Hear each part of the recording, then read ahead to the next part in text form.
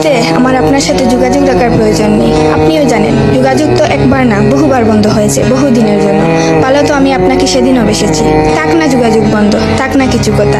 কিছু কথা আল্লাহ জানুক, কিছুটা কি বোঝ জানুক, বাকিটা আমি। আর আমার নির্ঘুম রাতের মাঝে সীমাবদ্ধ থাকুক।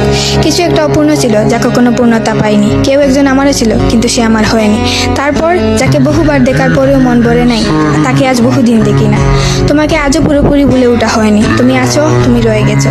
তুমি আমায় ভালোবাসোনি, এটা তোমার ভুল ছিল না। তোমার জায়গা থেকে তুমি সঠিক ছিলে। ভুল ছিল আমার। কেন জানো?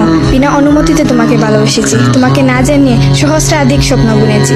ভেবেই নিয়েছি তুমি আমার। এক প্রকার ধরেই নিয়েছিলাম তুমি কখনোই আমাকে ফেরাবে না। মনে করেছিলাম বাকিটা জীবন তুমি শুধুই আমার।